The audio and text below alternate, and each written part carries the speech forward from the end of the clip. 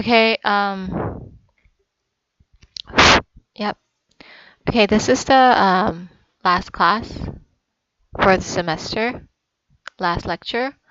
Basically, we've looked at vision analysis and how to create a SEA analysis of external and internal and how to create SEA. And then the most important part, the highlight of everything, is today's lesson. I told you it's like 120 pages of lecture slide. I'm going to divide it actually, so don't be so frightened about it. So it's this part, the most important highlight of this whole lecture, whole sort of session, the whole course is that the strategy level, how to create what strategy to implement. So we're going to look at business level, corporate level, and international strategy level.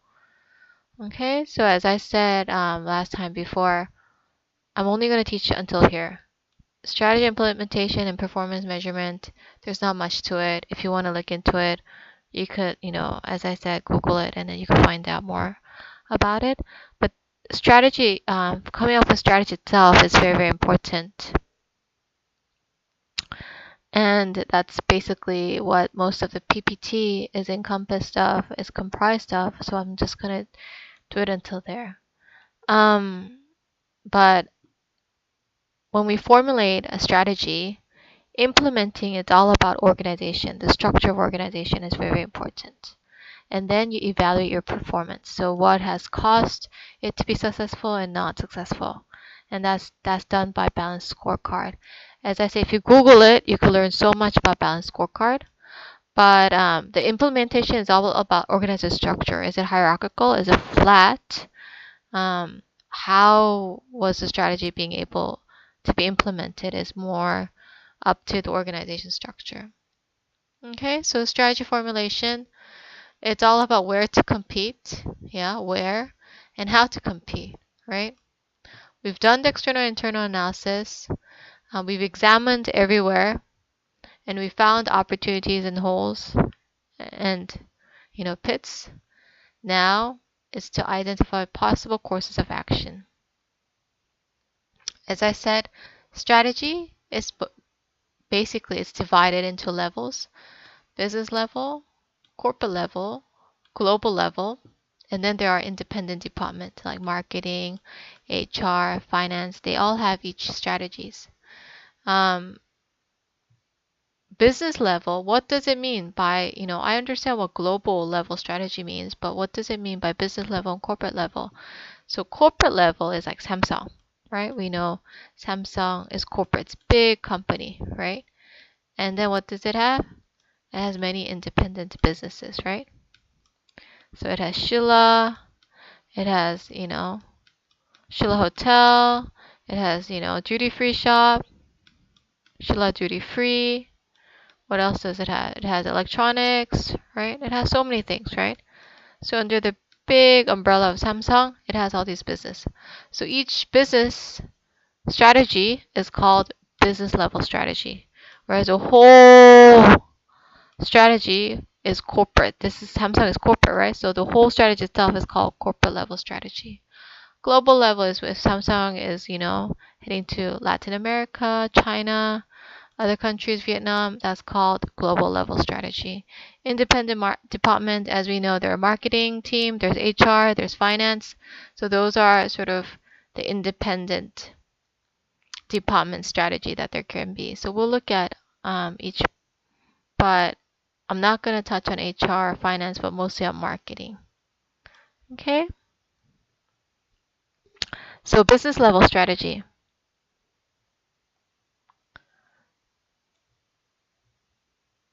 Okay. Business level strategy is about who and which customer segment will we serve, what customer needs, wishes, and desires will we satisfy, why do you want to satisfy them, how will we satisfy our customer needs.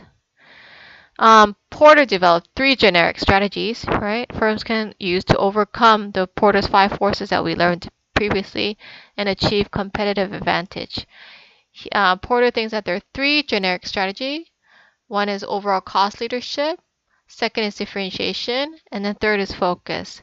But however, you can combine multiple forms to outperform the other competitors. So you don't really have to have just one. You could do both, or, or cost leadership and focus, or differentiation and cost leadership. So you don't necessarily have to only concentrate on one, but there are basically 3 generic strategies. So this is Michael Porter's generic strategies. Okay. The uniqueness perceived by the customer industry-wide is differentiated. Lowest cost position, overall cost leadership. So, places like Daiso, right? $1 shop like Daiso. What do? They go for overall cost leadership, right? Or, other brands that go for sort of cheaper sort of products. Yeah, like No Brand or Daiso. Yeah, are some of the companies that go for overall cost leadership, or LCC. Yeah, Daiso. Whereas differentiation are products or services that try to differentiate themselves, right? W Hotel. Yeah, they sort of focus on like fashion and things like that. So they try to differentiate themselves like that. And there are, you know, hotels or services that only segment to only particular segments. So we know that very high end sort of Sheraton Walker Hill hotel like that they focus on high level sort of high end. Yeah. We know the Park Hyatt per day is very expensive. It's like $500. If you go to Park Hyatt in Sydney or in Korea, it ranges from $300 to $500 per night. So that's only for high class, right? So we know that that's focus strategy. They're basically. So what Porter is saying is, generally either you go for differentiated or cost leadership or focus, or you could use mix. What is overall cost leadership? Yeah, cost leadership requires a tight set of interrelated tactics that include aggressive system of efficient scale facilities. So you try to be as efficient as possible. Why? Because you're trying to reduce costs as much as you can from every areas. So there are tight costs and there are tight overhead control. So experience curve is very, very important because business learn how to lower overall costs as it gains more experience with the production processes. So as the increase your output in most industries, the cost of production decreases. This is also called economies of scale. We know that if you go to places like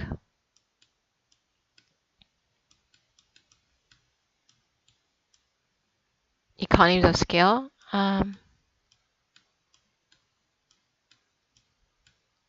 if you go to Kirkland, those big warehouse, supermarkets, yeah, you buy it in bulk, then the price is very low, right? That's called economies of scale. So if you produce a lot, yeah, the cost of production decreases, and eventually, as should be like this. Sorry, the output that's the average cost curve, but this is more like the total cost curve. So as the unit output increases, the number increases, the cost tends to lower because of the size, right? So if you buy things in bulk or if you produce things in bulk, we know that the price gets lower. And usually for companies that pursue cost leadership, they go for hierarchical organization structure. So there are many layers for you to get confirmation, to get signature to pass some sort of a strategy or marketing, whatever. It's very hierarchical. It's not flat. Why? Because they're focusing on cost and they're trying to minimize any mistakes, right? Whereas flat organization, your strategy being implemented is very fast. Whereas if it's hierarchical, it takes more time, right? However, this is a better structure for cost leadership because there are many layers for you to go through to get that sort of paper done. So there are less chance of you getting into pitfalls or things like that. So you have able to tightly control your costs. Okay, so this is the value chain that's for cost leadership. So efficiency and having consistent policies to reduce the turnover cost and things like that is very, very important. Having a cost-effective system, managing and technologies are actually very important because you shouldn't have any defaults, right? So efficiency, it's all about efficiencies. So for overall cost leadership, you try to locate in close proximity to suppliers for efficient production process, operation, timing of asset purchase, plant scale, quality control, inspectors minimize default or rework of final product. Outbound logistics, selection of low-cost transportation courier, delivery schedule that reduces cost. Marketing and sales, you probably purchase the media in large blocks, to generate sales volume. Service, effective product and service installation to reduce frequency and severity of recalls. So you try to minimize recalls, right? So you try to have effective sort of installation to reduce the severity of recalls. And you buy marketing in large blocks because if you buy in large blocks, obviously it's going to be cheaper. And you choose low cost transport courier, for outbound logistics, and you try to minimize default. And you try to locate close to your supplier so you could also save money through that. Transportation costs and things like that. Supporting activities, few management layers, but it's not completely, flat. There are a few. Minimize cost of employee turnover. You try to minimize cost because if you recruit employee over again, it's all money, right? So that technology development, effective use of automated. You try to automate technology as much as possible or as possible. Procurement guidelines to ensure that low-cost raw materials and shared purchasing operations. I think I've said this before, but Paris Baguette, probably SPC, Paris Baguette, Paris Croissant, or what else is there? Baskin Robbins, Dunkin' Donuts, probably they buy flour from the same place, right? So they have a shared purchasing operations and their economies of scale, they're buying in bulk, so their unit of production cost will go down. Organization that strives low cost strategy. Again, this terminology came again. Economies of scale. What does it mean? Economies of scale. It means the more you produce, the lower the average cost will be. Yes. So the more you produce, the cost of production per unit will go down. Which is very easy concept. You maybe buy 100 of t-shirts. That's going to be so much cheaper than you buying just one, right? Production also. If you produce a lot, then it's going to be cheaper. And experience curve is through experience, you know how to lower the cost. So basically, for low cost strategy, you make products there's no frills, like no brand. Not fancy brand, not fancy products. You have a very broad target market, and you'll probably go for standardization. If you think of no brand, it's exactly right. It has a very broad target market. Products are very standardized, not wide selection, and there's no frills. However, there needs to be one important dimension of differentiation. However, even if you have a low cost strategy, what the author is saying is that there must be some important dimension of differentiation. There has to be a glimpse of differentiation, like quick response or good after service or things like that. Okay, or design. What are some problems with overall cost leadership? Too much focus on one or few value chain when organizations need to pay attention to all activities in value chain. They make huge cuts in marketing expenses but leave manufacturing expenses untouched. All rivals share some common input or raw material, right? They're vulnerable to price increases in factors of production, which makes them, because the differentiation is very minimal, probably the input of raw materials are going to be common for all sort of companies. So when something happens to these factors of production, yeah, suddenly, for instance, oil prices goes up, then you'll be very affected, right? Because there's no differentiation to your product, so you're only competing by price. So that is something that can be very damaging, right? Customers can easily choose competitors who have lower prices. Strategy is imitated too easily. Lack of differentiations from just cost leadership alone, right? Um, Erosion of cost advantage increases price availability to, okay? Um,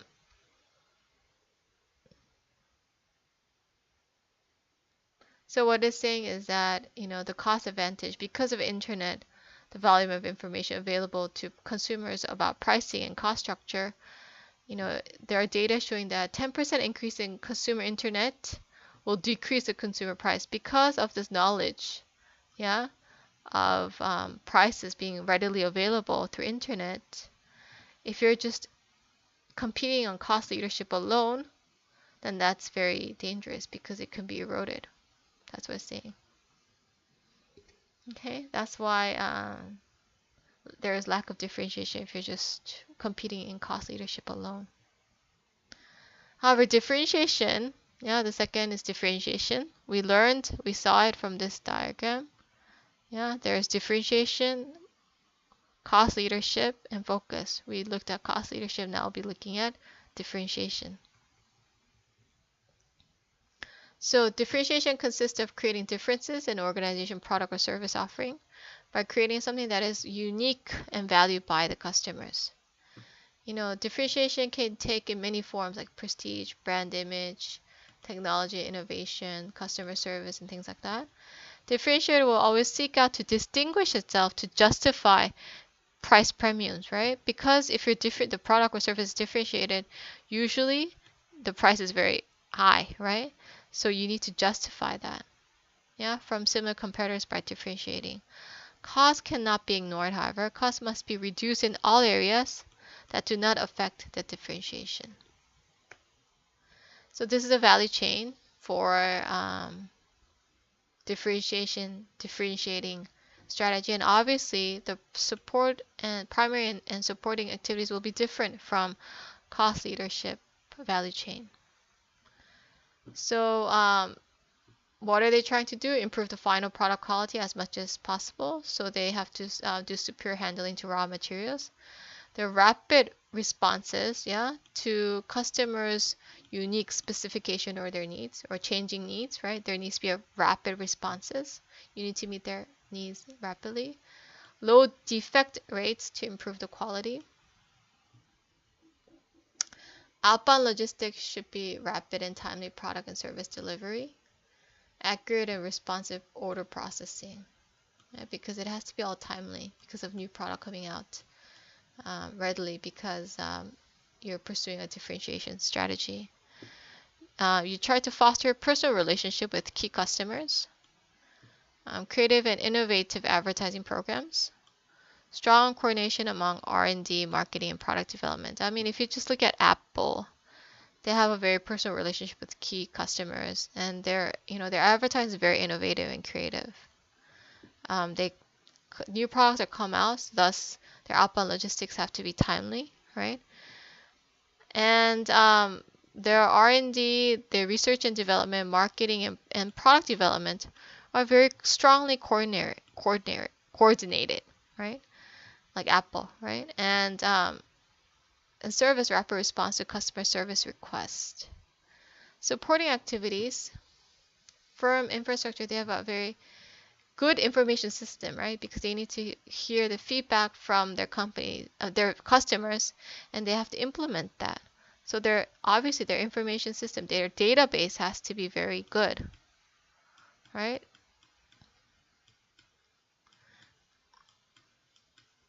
Integrated value creating activities to improve quality and facilities that promote image. They try to attract talented employees for HR, yeah, and thus you need to give a lot of incentives to ensure strong customer service orientation. They do high investment technology to produce highly differentiated product or service. They purchase high quality components to enhance the image. And they use most prestigious outlets, that's expensive stores. Key to the differentiation strategy success is innovation. Yeah, you're not selling product or service, but you're actually selling a peace of mind. Yeah, so that kind of innovation, peace of mind. The bed, remember the heavenly bed? You're not just selling a room, you're selling a heavenly bed. So you're not selling a product service, you're selling a peace of mind. Integration and strong relationship among value chains are very important to strengthen the customer total perception of value. Yeah, Singapore Airlines, they conducted a series of focus groups survey. Satis customer extra care shown. Touch factors. What are the touch factors by sales and service staff? We're going to look more in this later. Perception of product or service quality is strongly influenced by not only by functional product or service, but also by downstream activities like marketing, sales, and Singapore is like rated as one of the top sort of airlines, right, in the industry. Why are the customers so satisfied? Because they kneel, they smile at you, right? So they take extra care of all the touch points with your customer with staff, right? And that whole perception of quality has improved and strongly influenced not only going from A to B on time, but also through marketing, sales, and service and value chain.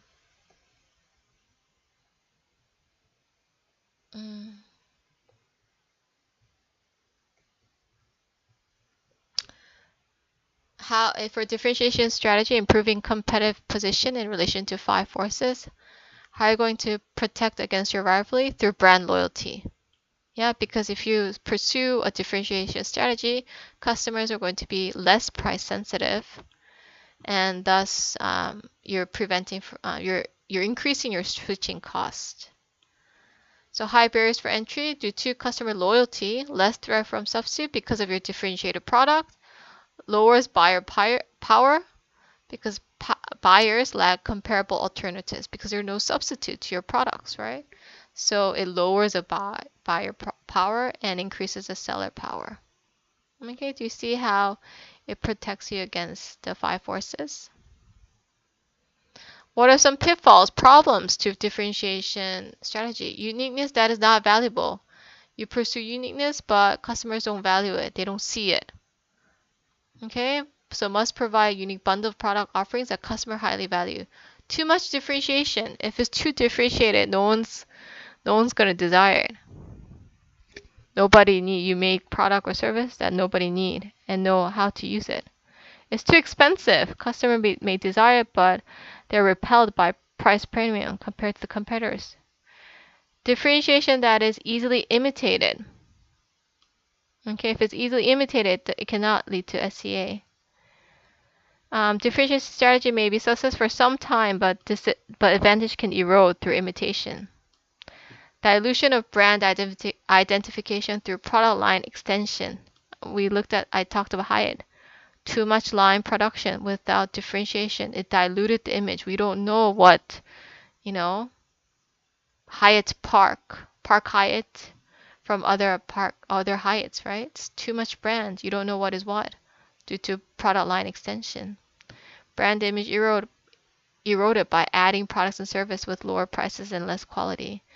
You can increase short-term revenues, but it may be detrimental to your long-run revenues. Perceptions of differentiation may be different between buyers and sellers. This is very common. Seller thinks this, it's very different. They're offering some value of differentiation, but buyers don't perceive it that way. And then the last strategy for generic strategy is focus. You only focus in one segment, right? Select a segment or group of segment and then tailor its strategy to serve them. It can be cost and focus, or differentiation focus. So it strives to create cost advantage to a specific target segment. It strives to create some sort of differentiation the product or service to its specific targeted segment. What are some pitfalls to the focus strategy? It's too narrow. The segment is too narrow, so there's no cost advantage. I told you,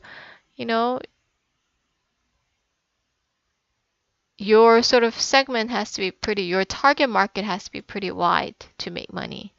If it's too narrow, then no one's going to buy it and you won't be making money.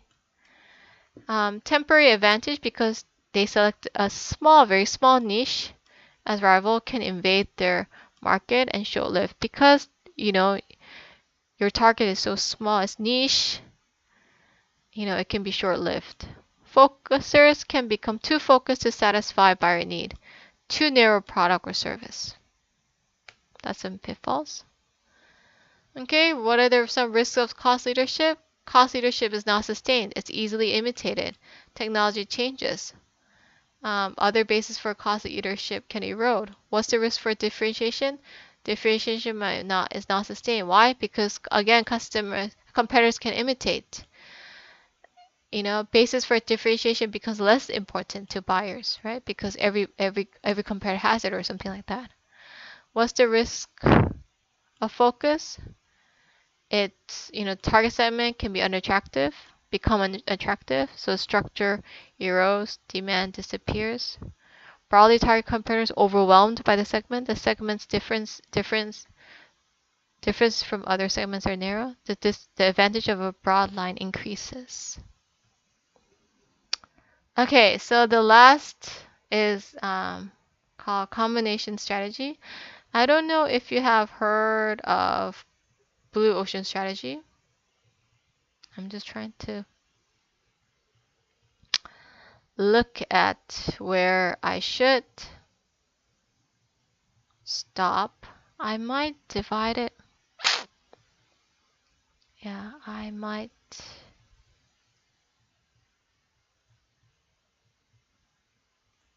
Yes, okay. I might divide this into two because it's very long.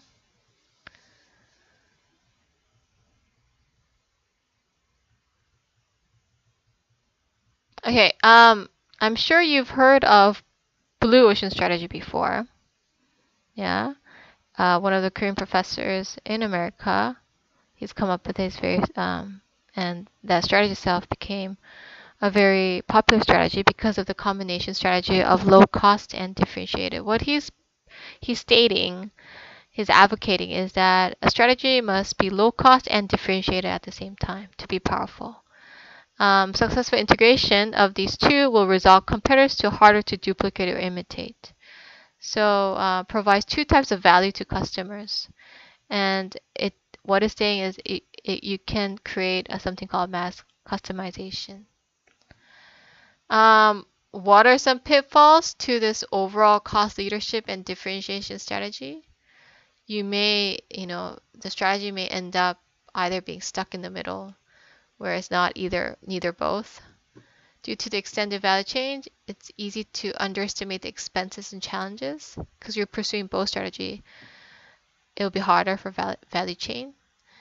You can miscalculate the sources of review and profit pools, and you may need extra manageable time. Value chain, it's very difficult to handle if you're doing both. I mean, it is good to have both cost leadership and differentiation, but it is going to be difficult. So what is the difference between red ocean strategy and blue ocean strategy? As you can see, the big OR is here. Red ocean strategy is you either pursue differentiation or low cost, whereas blue ocean strategy is you pursue low cost and differentiation. The reason why it's red ocean is because it signifies blood. Because there's so many competitors, right? What the authors or scholars are saying is that there's so many competitors in this market that it's flooded with blood. That's why it's called red ocean strategy. Whereas blue ocean, is not existent. What it's saying is that all of the industry is in existence today, Boundaries are very definite. It is known to the market space. Competition is based on established rules.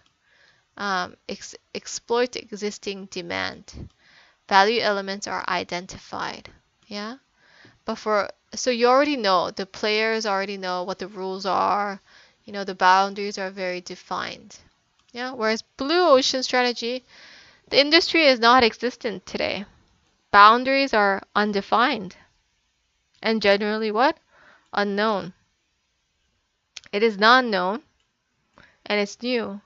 Competition is irrelevant because why? Industry is not defined. Thus, you capture new demand and value elements are not identified. So it's value innovation. Okay, let's see. What are some examples of blue ocean strategy? I think I'll give my example. How my franchise has become very successful. It still exists, right? A lot of people know that I've done franchise before. Yeah. Basically, the boundary should be undefined, and it should be non-existent today, right? I sold, you know, I sold food at a cafe. Yes, a lot of stores sell food at a cafe, right? But mine looked exactly like any other franchise, sort of Starbucks or Cafe Bene or those franchise. So it signaled an exterior, the interior of it and the exterior of branding and everything itself. It signaled cafe. So if you look at from outside, it looks exactly like a franchise cafe. So people don't know that this brand that I created sold food. Yeah. But it sold all light meals. Light meals, from sandwiches to pasta to everything. But it's the format of the outlet is in the form of franchise coffee shop. So it was very blur, right? The boundary was very undefined. Is it a coffee shop or a restaurant? Yeah. And the price was very low. Yeah. And there were no any other coffee shops at that time that were selling food. I mean, it's a whole range, pasta to brunch to everything, right? But it looked exactly like a franchise coffee shop. So it is not known and it's new. The competition was irrelevant because there were no other franchise coffee shop that sold a full range of food. Yeah. And thus I captured a new demand. People that are looking for clean places to eat light meals at a very cheap price. Yeah, my sort of we sold brunch also, and sandwiches that are very differentiated. So I capture new demand, and it's still alive. And I think I've told you before, it's still there. I sold my franchise because the operation itself was very difficult. The operation was very difficult, but it was selected as the second best brunch place in Korea in Seoul, by CNN Go and by Naver and a lot of stores. Not a lot of media, not stores, media. But as I said, my competitors were sort of, there were no direct competition to my store format because, is it a franchise coffee shop or is it a restaurant? Yeah. So, but it was very low cost. It was lower cost than any other restaurants that you go to have that kind of quality meal. You probably have to pay more. You probably have to pay over, $10 for that kind of meal. But at my store, it was less than $10. So that's how I capture a new brand, and that's Blue Ocean strategy because the boundary is undefined. Okay. Yeah. Value innovation. What are the things to eliminate and reduce, and what are to raise and create more value? Yeah, that's it. That's called blue ocean strategy. Now you know what it is. This is all blood. That's why it's called red ocean. There's so many competitors. Blue ocean is because there are no competitors.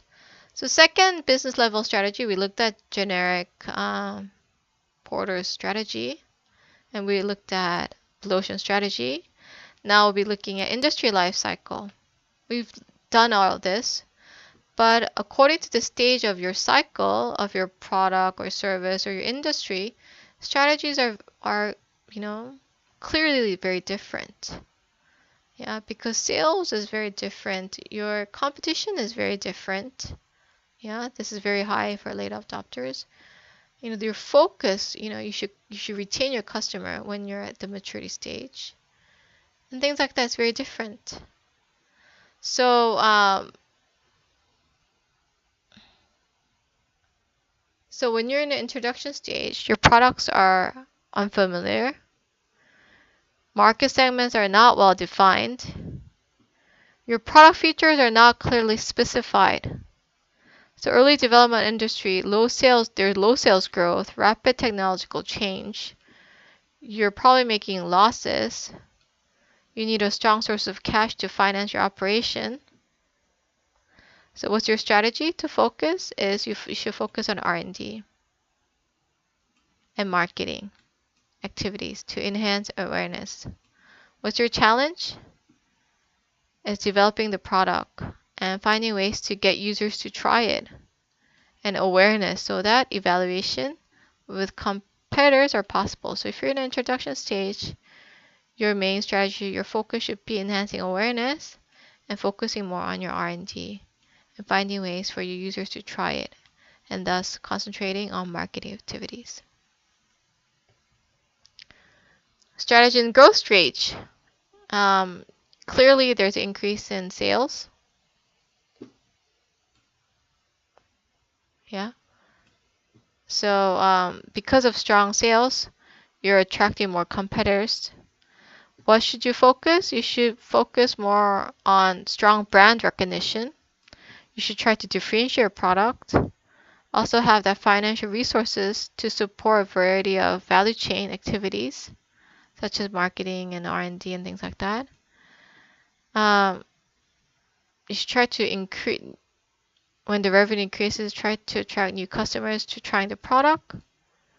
And you're trying to grow the proportion of the satisfied customers for them to make the repeat purchases. In maturity stage, your demand is slowed. Why? Because there's so many similar products in the market. So you have so many competitors. Few opportunities to attract new adopters. Marginal competitors begin to, so competitors, because the demand is slow and you're not making money, so in the maturity stage, competitors begin to exit the market.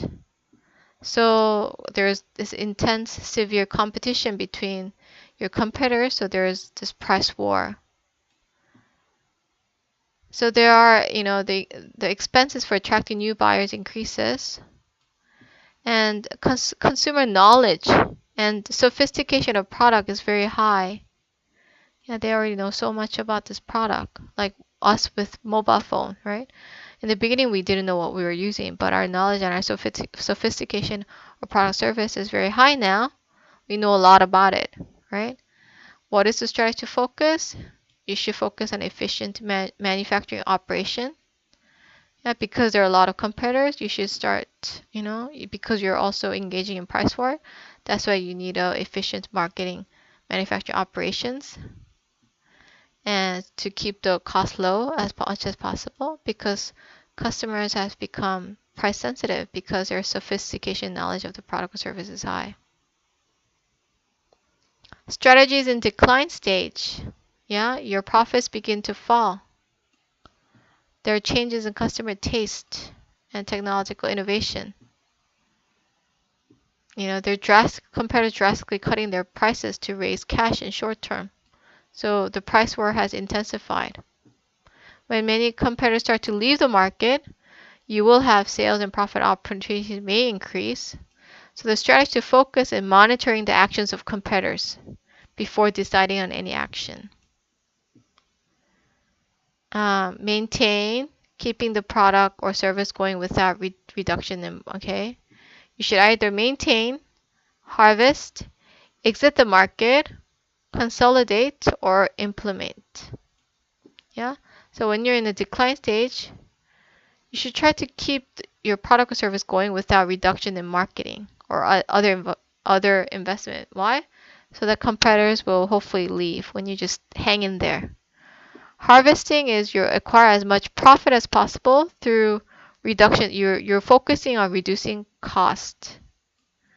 Yeah, that's harvesting. Exiting the market, you drop the product and service from the portfolio and you leave the market.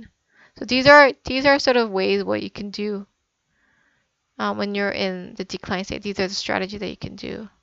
You could acquire other firms at reasonable price to enhance what? Market share. And decrease the competition. If you increase the market share of your company, you can decrease the competition. Or you could just focus and seek a niche market. Okay, this is turnaround strategy. As I told you, all products or services, there's PLC, so they go through decline. But what's your role? To make it go high, turnaround strategy, go high, up, and grow. Yeah, turnaround strategy requires close analysis of external and internal environments. Oh, it should be produce, sorry, not product. Mature firms tend to have assets that does not produce any returns. Yeah, so you should cut and get them out of it, right? So that it becomes more productive and efficient, your production line, and you could reduce costs like that. And mature firms have product lines that are losing money, yeah, or only making very small profit. Then you should discontinue the lines. Okay, productivity improvement. You should improve productivity, reduce marketing expenses, and benchmark specific activities against industry leaders. You should try to lengthen the competitive advantage through innovation and break the ends of life cycle. Innovation is the only way to earn higher margins by selling better products, right? I think I've said this before. There is a difference between disruptive innovation, where disruptive innovation appeals to previous non-customers who were previously out of the market and were not considered by competitors, and you broaden the customer base. So Southwest Airlines, they were able to attract customers from their other mainstream like United or mainstream airlines. So they were seen as a disruptive innovation. Disruptive innovation is when it appeals to non-customers like previously. So those people that used to not, own mobile phones, right? They didn't even consider buying a mobile phone. The innovation of, mobile phone is so innovative that previously who were not considered as customers would buy mobile phone or, mobile phone with cameras. Yeah. If that was so appealing, it was so disruptive, previously non-customers who are out of the market would be considered. And thus it increases the customer base because it's disruptive. The innovation itself is destructive. That's called turnaround strategy. Now, my favorite strategy for a growth strategy for a business level. I use this all the time for business when I think of how to increase my sales or growth and things like that. So Anzoff, who came up with this theory, identified 4 courses of action. First is, if you look at it, there's new market and there's existing market. In your product and service, there's existing product and there's new product. If you are trying to grow with your existing product to your existing market, it's called market penetration. So penetration means going deep down, right? So how can you go deep down? How can you do market penetration? Selling existing products to existing market by what? Increasing quality, increasing productivity, increasing marketing. Or you can consider collaboration with other companies. Okay? But if you're with your existing product going for a new market, it's called market development. So going, I don't know, overseas or going different areas. Yeah, extending existing products to new markets, new sales areas, segments, new users. Consider exporting. Yeah, or buying competitors or licensing. Okay, product development. When your market is existing, but you are creating new products. Product development, developing new products for existing market. You should what? Invest in R&D or modify your existing product or service or create with buying products. So when I sort of, because of, capacity or value chain capacity and things like that, I want to, do existing product to new market or new product to existing. So I always look at this when I consider how to make money and how to sort of, how can I grow? How can my company grow? I look at this. Developing new product or for new market. Yeah, it's called diversification. So you create new business. Yeah, new subsidiary, something that's completely different. Yeah, you technological share because it's new product to new market. So, Aegyong doing Jeju Air. It's what? It's completely new product to new market, right? That's diversification. Good. So companies grow by starting up and buying new business outside their current product market. Yep. That's called diversification.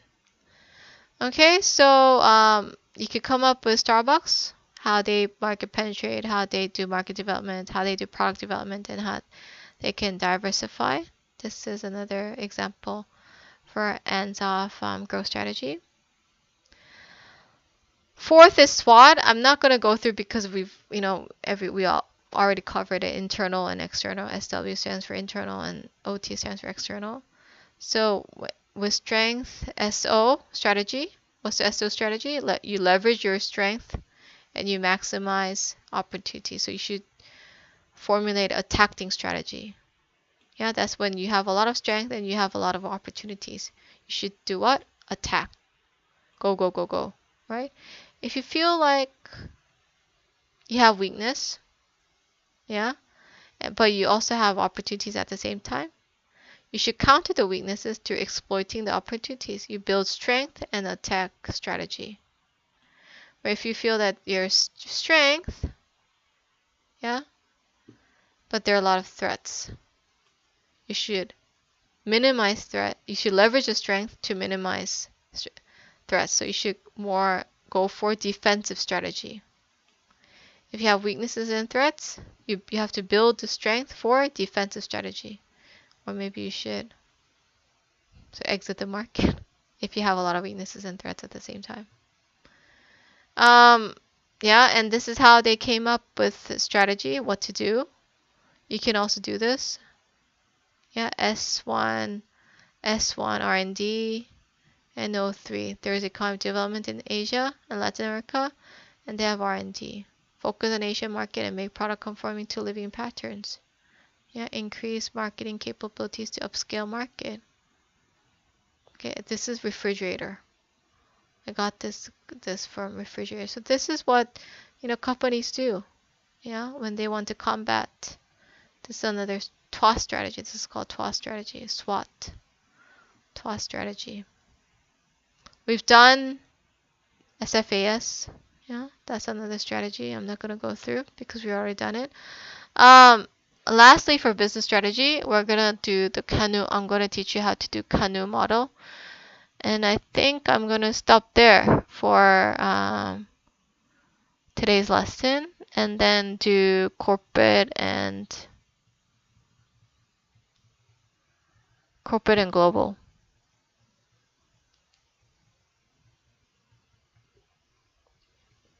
And there's a lot to cover. Okay.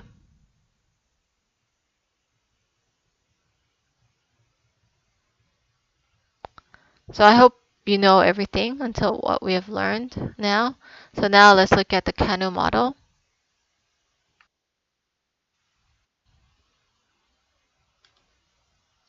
Um,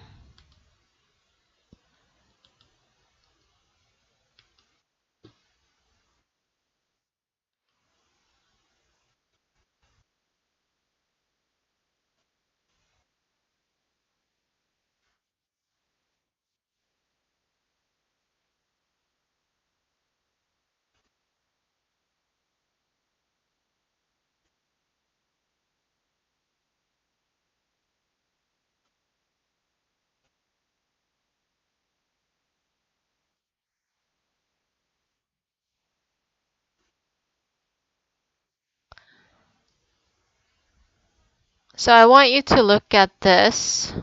I'm going to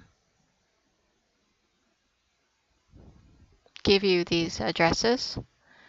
So I want you to look at it. These two YouTube videos.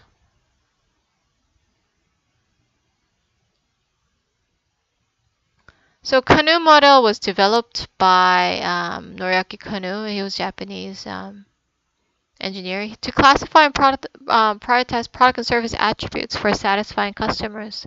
So he divided the customer requirements into three categories: basic, performance, and delighter. Very easy. Just wanna watch. I really want you to watch it. Basically, he's saying that there should be wow factors to surprise your customers. What are the basic requirements? Basic requirements are anything that can dissatisfy but cannot increase satisfaction. So the customer probably won't notice if these features or performance or standards are met, but they will notice if it's not there and extremely be unhappy if it's missing it. So convenient locations or hours of business, toilet rolls in a hotel room, cash in ATM, brakes on a car. So if you don't have a toilet paper in your hotel room that you're paying for, you will not be satisfied by having that toilet paper because it's necessity, it's basic requirement, right? But if you don't have it, you'll be extremely unhappy. If Hyatt did that to you, or very top tier hotel did that to you, you'd be very unhappy, right? So that's what it is. Okay, so if it's there, you won't notice it, but if it's absent, if the absence of it, you'll make it extremely unhappy. So it does not increase the satisfaction. Performance requirement is better category. Most day-to-day competition takes place over these factors, features, or capabilities.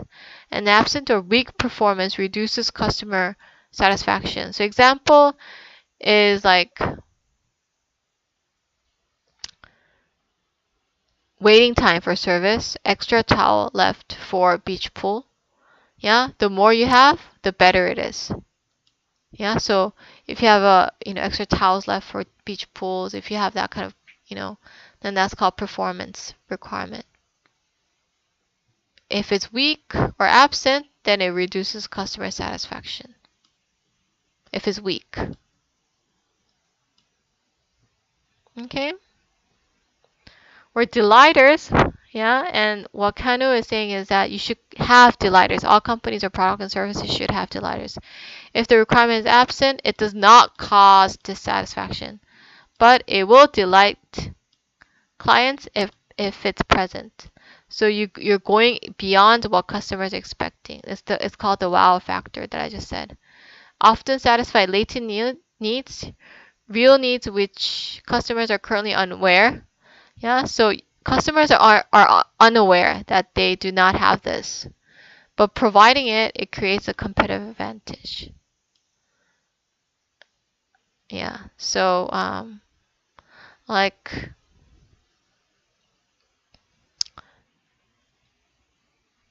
in hotel room, you booked a hotel without telling them that it's my anniversary, it's our wedding anniversary, but they have like they have like a flower or some sort of present. Yeah, that's a wow factor, isn't it? Yeah, you it's something that customers are unaware, but it provides competitive advantage. Okay, it's called delighter. Okay, so a competitive product or service meets these basic and maximize on performance and includes many delighters as possible. So you have to meet the basics, you have to maximize your performance, and you have to include as many delighters as possible at a reasonable cost. Customers are always changing. Something that delights a customer today will become a basic need in the future. So even if that's a delight, it may become a basic in the future. So when I was young, having Wi-Fi in a coffee shop was a delight, but now it's necessity. Yeah, that's that's the primary example. When to use a Kanu analysis is to determine what features you want to use in a product. When you make changes in when you want to make changes in existing products or service, or when you want to develop a new product service, or you want to analyze products and services. Yeah, these are the rule steps to use it. You all have to come up with a Kanu. Um, this is how you use it for company customer need. Yeah, basic is what and how company is performing. Customer need and company performance. The basic is high priority. The lighter is low priority. Yeah. And this watching this will help you. It's about hospital and how it's a real case. So how Kanu is implemented in real life. These frameworks and applications that I'm showing you are used in real life in real companies. So companies actually use these to analyze themselves, right? And that's the reason why we're learning these frameworks and analysis tools. I think I'm gonna stop there and divide it into sort of 2-3 videos, so it's not too long.